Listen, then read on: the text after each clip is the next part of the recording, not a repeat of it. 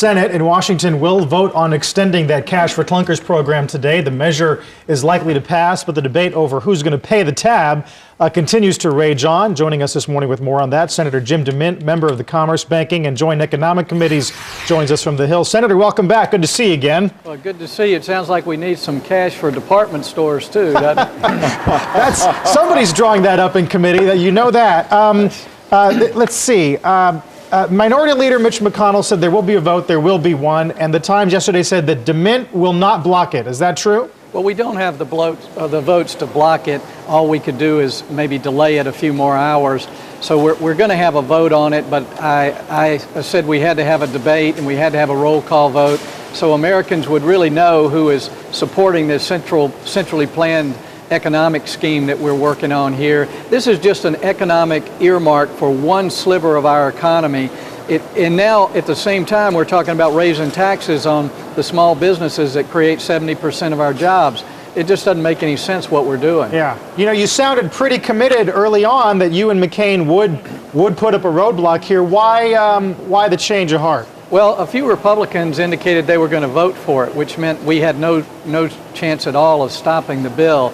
So all we could have done is cause the vote to be on Friday rather than Thursday. If we get some ample debate time and a roll call vote, that's about the best we can do, because apparently too many people want to give away money. We can't stop it.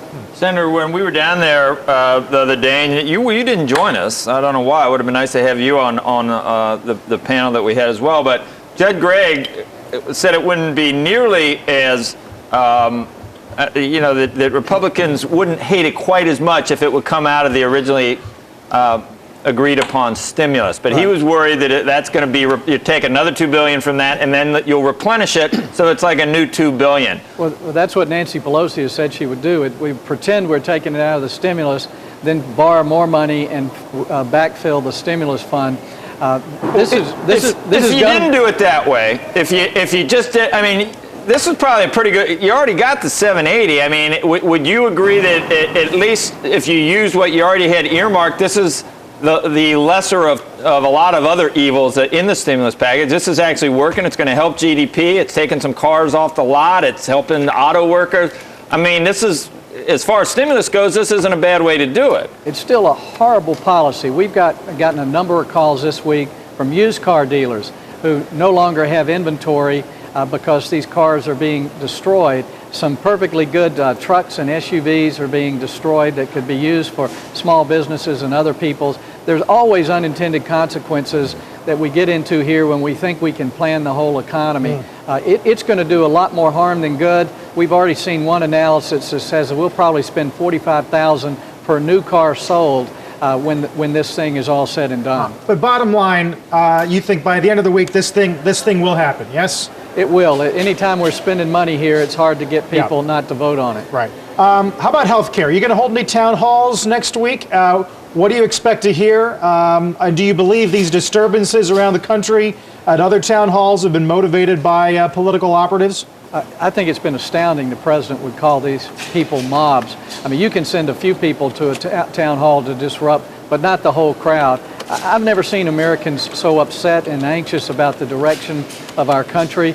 This isn't Republican or Democrat. This is Americans standing up, trying to tell the politicians that we're going in the wrong direction. And well, some of them, Senator, to be frank, some of them are angry because the Congress hasn't moved fast enough on health care. Wouldn't you agree? Very few that I've talked to are angry because we hadn't moved fast enough. The seniors are worried because this bill cuts Medicare. The people who have their insurance at work are worried because they see the reports that they'll eventually lose their health insurance at work. There's not too many Americans who really like this idea of government-run health care. Well, maybe the trick then is for Republicans. I mean, the more the president seems to talk about it, the more the negative ratings in the polls go up. Maybe the idea is to let the president speak more about it while you're all on recess and let the party hang themselves. Well, I hope he continues to sell his government plan, because he has several versions of what he says is a government and what's not. But the key is, as Republicans, is that we go out and say there's a better way to do this. We need interstate competition between insurance companies, which the president won't allow. We need to give fair tax treatment to people who don't get their insurance at work. We could give every family in America $5,000 a year to buy health insurance if they don't get their health care at work. There are a lot of things we could do to make the system work. It makes no sense for a government takeover. The biggest problem with health care today is that Medicare and Medicaid don't pay their fair share and shift the cost to private insurers. You know, the dynamic when we speak is usually the same. You do not like the way government has spent money, is spending money. We had those kinds of conversations as well with Governor Sanford over the past few months, and his personal travails aside, I wonder if that view is endemic to your state or that part of the country, or is it the party? What? It's a constitutional view, and a lot of people here forget that our only oath of office is to protect and defend the Constitution. That limits what we can do. There is no way you could extract from the Constitution a cash for clunkers program or the type of spending that we've got going on here in Washington now. As Judd Gregg said the other day, we're headed for a banana republic-style economy with the debt level that we're taking on and the spending that we've got planned and the government control of so much of our economy. Free enterprise can't work in the context of what the President Obama has planned for this country. Do you believe that, we asked this of the senators earlier in the week as well, that when Geithner or Summers go on television and don't want to answer one way or the other whether they'll raise taxes on families that make less than $250,000, that will in fact happen, that they'll use the deficit as an excuse of why they had to break that promise? Well, they'll try to say it's not broken. They're taxing small businesses who they say are rich people. I've been a small businessman, and I've seen the gross amount of money that goes through that looks like my income is high when I'm taking home $30,000 a year to try to make my business grow. No, they'll disguise it. They'll tax soft drinks. They'll tax everything they can think of, just like they're looking us in the eye right now and saying they're creating jobs when we're still losing them. I think they can use a lot of flowery rhetoric to say they didn't break their promise, but they will break their promise. They already have when they raise taxes on cigarettes.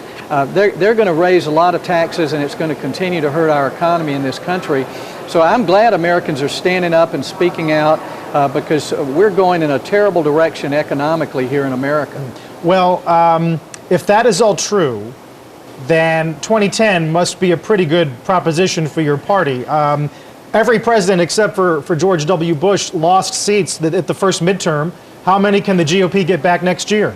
Well, I think it depends on what the GOP stands for, and I'm hoping we'll get back on those principles of limited government and personal responsibility. Can you get if you net 41 in the House, you get majority back? Well, we need enough so that at least we can stop things like cash for clunkers, and that's going to be my goal, is to pick up enough seats. Hopefully some just strong conservative pro-business Republicans who understand that we can't manage the economy from Washington. We just have to have good laws and allow the free market to work. We will see. That's still a ways off, but we'll be watching to see what happens with clunkers this week. Senator, good to talk to you as always. All right, thanks a lot. All right.